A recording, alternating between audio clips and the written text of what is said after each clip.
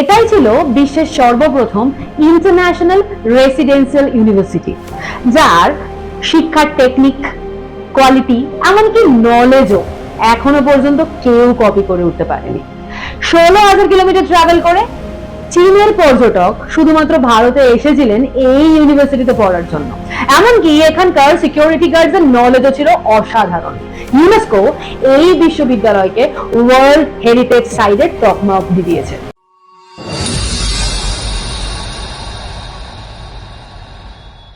আমি সেই সময়ের কথা বলছি, যেই সময় পড়াশোনা করার জন্য স্টুডেন্টদের পয়সা খরচ করতে হতো না। এখন আজকালকার যুগে আমরা যদি চারিদিকে দেখি, আমরা দেখতে পাবো মেরিটোরিয়াস স্টুডেন্ট যারা, তারাও বুঝতে পারছে না যে কোন সাবজেক্ট তাদের পড়ানো হচ্ছে।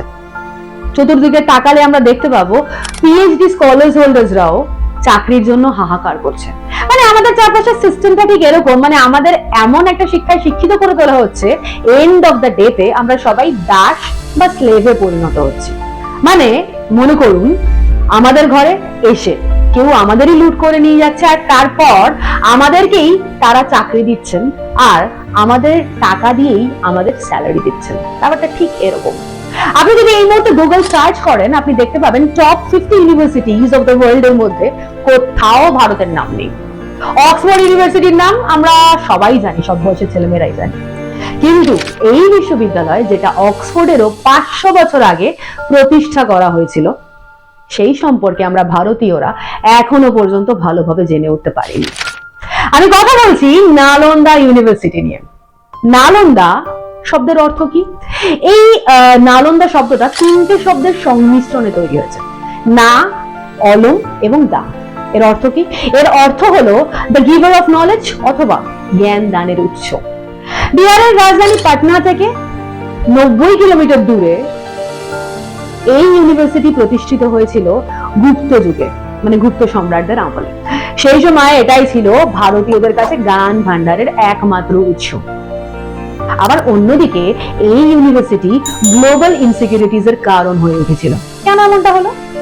সেই সময় এই বিশ্ববিদ্যালয় ছিল বিশ্বের সর্বপ্রথম ইন্টারন্যাশনাল ইউনিভার্সিটি। সেই কারণে বাইরের বহু দেশ থেকে, যেমন ধরুন ইন্দোনেশিয়া, মঙ্গোলিয়া, কোরিয়া, জাপান, পারস্য, তিব্বত, চীন, আরব সহ বহু দেশের ছেলেমেয়েরা ভারতে আসতো শুধুমাত্র এই ইউনিভার্সিটিতে পড়ার জন্য। তারা এখান থেকে জ্ঞান সংগ্রহ করত এবং তারপর ইউরোপে গিয়ে সেটা ছড়িয়ে দিত। আর এই প্রসেসটা কন্টিনিউ হতে হতে আজ এমন একটা জায়গায় এসে পৌঁছেছে যে আজকের যুগে দাঁড়িয়ে ফরেন কান্ট্রিজ গুলো আমাদের কাছ থেকে শেখা জ্ঞানই আমাদেরকে নতুন করে শেখাচ্ছে, নতুন মোড়কে আমাদের সামনে প্রেজেন্ট করছে। নালন্দা ছিল সেই সময় বিশ্বের সর্বপ্রথম রেসিডেন্সিয়াল ইউনিভার্সিটি, অর্থাৎ এখানে পড়াশোনার পাশাপাশি স্টুডেন্টদেরকে থাকবার জায়গাও দেওয়া হয়েছিল, এবং সেটা ছিল ফ্রি অফ কস্ট। এখন যদি আমরা চারপাশে তাকাই, আমরা দেখতে পাবো পড়াশোনার মান কমতে কমতে কমতে কমতে এমন তলানিতে ঠেকেছে যে আমরা নিজেরাই শিক্ষকদের শিক্ষাগত যোগ্যতা নিয়ে প্রশ্ন উঠাই। কিন্তু সেই সময় এই ইউনিভার্সিটিরই স্টুডেন্টস এবং প্রফেসররা উভয় পক্ষই ছিল অত্যন্ত গুণ সম্পন্ন মানুষজন, অর্থাৎ এরা অনেক গুণী ছিলেন। মনে করুন আর্যভট্ট এই ইউনিভার্সিটি থেকেই পাস আউট করেছিলেন, এবং তারপর তিনি নিজের যোগ্যতায় এই ইউনিভার্সিটির ডিপার্টমেন্টাল হেডও হয়েছিলেন। আমরা সবাই জানি আর্যভট্ট শূন্য অর্থাৎ জিরো আবিষ্কার করেছিল। আরো অনেক নাম আছে, যেমন ধরুন চরক, সুশ্রুত, নাগার্জুন, এরকম গুণী মানুষজন এখানে শিক্ষকতা করেছেন। জাস্ট আপনারা ইমাজিন করুন যে এমন একটা ইউনিভার্সিটি যেখানে এরকম লিজেন্ডারি মানুষরা পড়াশোনা শেখাচ্ছেন, তো সেই বিশ্ববিদ্যালয়ের শিক্ষাগত মান, গুণ, টিচিং টেকনিক কতটা উন্নত ছিল। নালন্দা ইউনিভার্সিটিতে সেই সময় এমন সাবজেক্টস পড়ানো হতো যেটা সেই যুগের তুলনায় অনেক বেশি অ্যাডভান্স ছিল। যেমন মনে করুন, তখন সেই ইউনিভার্সিটিতে theology, grammar, logic, physics, metaphysics, philosophy, astrology সহ আরো বিভিন্ন সাবজেক্ট পড়ানো হতো। এই বিশ্ববিদ্যালয়ে সেই সময় স্টুডেন্ট ছিল 10,000-এরও বেশি, প্রফেসর ছিল 2,000-এরও বেশি। এর ভিতরটা এর ক্যাম্পাস এতটাই বড় ছিল যে এখানে বেশ কয়েকটা মনোস্ট্রিজ, অডিটোরিয়ামস, লাইব্রেরিজ ছিল। এমনটা শোনা যায় যে এই ইউনিভার্সিটির শিখর এতটাই বিশাল বড় যে এখানে হাজার হাজার ছাত্র এবং প্রফেসররা বসবাস করতেন। এটা 10 কিলোমিটার লম্বা আর 5 কিলোমিটার চওড়া ছিল। এখানে ছিল 108টা ব্লকস, যার ভিতরে ছিল 11,000-এরও বেশি রুমস। এখনো পর্যন্ত মাত্র 11টা ব্লকসই উদ্ধার করা সম্ভব হয়েছে। 14 হেক্টর জমির ওপর নালন্দা ইউনিভার্সিটি যে ধ্বংসাবশেষ উদ্ধার করা হয়েছিল, সেটা এই ইউনিভার্সিটির মোট জমির মাত্র 10%। তাহলে আপনারা ভাবুন যে কত বড় জায়গা নিয়ে এই বিশ্ববিদ্যালয় গড়ে উঠেছিল। 5th সেঞ্চুরিতে গুপ্ত বংশের রাজা কুমারগুপ্ত ইউনিভার্সিটি প্রতিষ্ঠা করেছিল। 5th থেকে 12th সেঞ্চুরি অবধি, মানে এই পিরিয়ডে as an educational institution Nalanda university সাফল্যের শিখরে পৌঁছে যায়। গুপ্ত সাম্রাজ্য থেকে শুরু করে পাল বংশ পর্যন্ত সমস্ত শাসকরা যথেষ্ট অবদান রেখেছিল এই ইউনিভার্সিটিকে ভালো করে গড়ে তোলার জন্য। তারা যথেষ্ট চেষ্টা করেছিল। আর আমি তো আগেই আপনাদের বললাম যে এই ইউনিভার্সিটির স্টুডেন্টদের থাকতে কোনো রকম খরচা লাগতো না, এমনকি তাদের খাওয়ার জন্য কোনো রকম খরচা লাগতো না। থাকা খাওয়া ফ্রি অফ কস্ট ছিল। তাদের কাজ ছিল শুধুমাত্র মন দিয়ে পড়াশোনা করা। কিন্তু এই যে এত বড় বিশাল ফান্ডিং নালন্দা ইউনিভার্সিটি, এটা কোথা থেকে আসতো?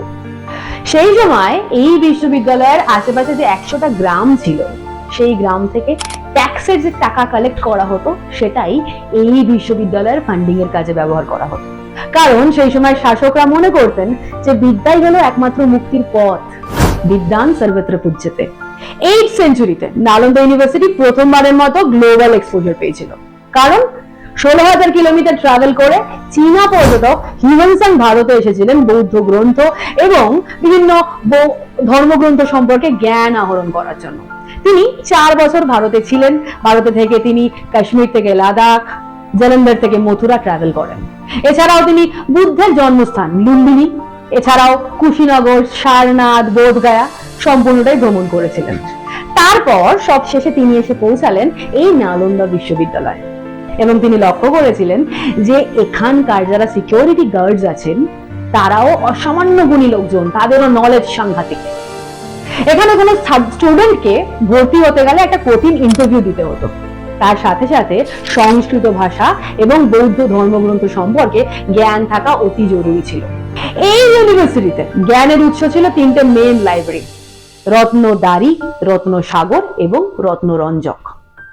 এছাড়াও এখানের ছাত্রদের বিভিন্ন ভাষায় শিক্ষা দেওয়া হতো, যেমন মনে করুন পালি, প্রাকৃত, সংস্কৃত প্রভৃতি ভাষা।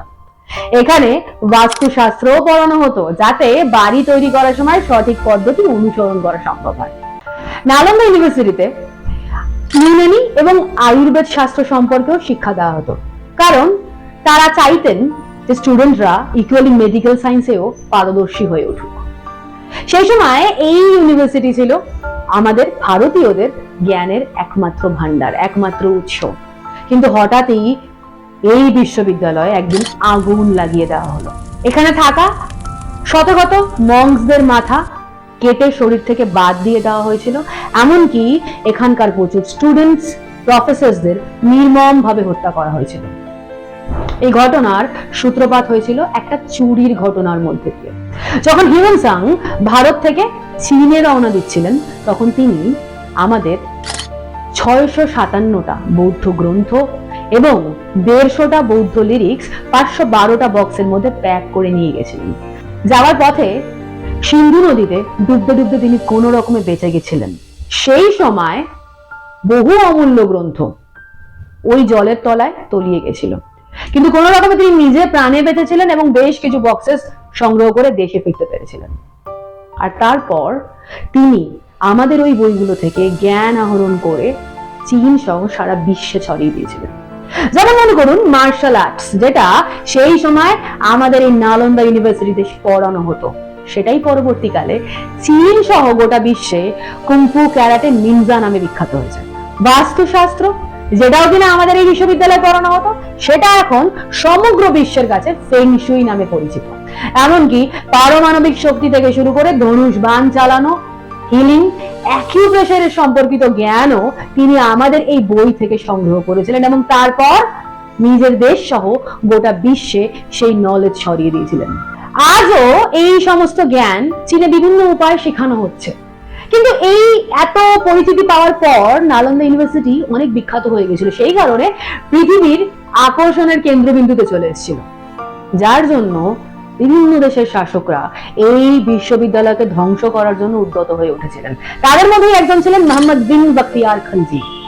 12th সেঞ্চুরিতে ভারতে রাজত্ব করা খিলজি বংশের একজন সেনাপতি ছিলেন তিনি দিল্লি সুলতানেতে একটা বিশেষ পদ পাওয়ার জন্য অনেক যুদ্ধ করে বাংলা এবং বিহারের বিভিন্ন অঞ্চল দখল করেছিলেন। সেই সময় তিনি আক্রমণ করেন এই নালন্দা ইউনিভার্সিটি। তার সেনাপতিরা এই ইউনিভার্সিটি প্রচুর বিল্ডিং এবং লাইব্রেরি ধ্বংস করে দেয়।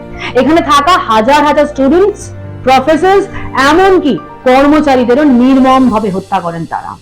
নালন্দা ইউনিভার্সিটি একটা ধ্বংস লীলায় পরিণত হয়, একটা ধ্বংস স্তূপে পরিণত হয়। এমন ভয়ঙ্কর ভাবে এই বিশ্ববিদ্যালয়ে আগুন লাগিয়ে দেওয়া হয়েছিল, তার তীব্রতা এতটাই মারাত্মক ছিল যে এই ঘটনার 3 মাস পর পর্যন্ত এর ধ্বংসাবশেষ থেকে আগুনের পোড়া ধোঁয়া নির্গত হয়েছিল। আর এই যে ধ্বংসলীলা, এটা শুধুমাত্র নালন্দা ইউনিভার্সিটির ক্ষতি ছিল না, এটা ছিল আমাদের ভারতের নলেজ হাবের জন্য একটা বিশাল বড় লস। কারণ সেই সময় দেশ বিদেশের বহু প্রান্ত থেকে বহু স্টুডেন্টস শুধুমাত্র ভারতে আসতো এই ইউনিভার্সিটিতে পড়ার জন্য। খিলজি সেনাপতি হওয়ার পর তার শাসনের সম্প্রসারণ করেছিলেন। সেই সময় কিছুদিন পার হয়ে যাবার পর তিনি হঠাৎ করে অসুস্থ হয়ে পড়লেন এবং বহু চেষ্টার পরেও কোনো ডক্টরজি তাকে সারিয়ে তুলতে পারলেন না। শেষমেশ কিছু মানুষ তাকে উপদেশ দিলেন নালন্দা ইউনিভার্সিটির আয়ুর্বেদাচার্য শীলভদ্র, রাহুল শীলভদ্র একমাত্র তাকে সুস্থ করে তুলতে পারেন।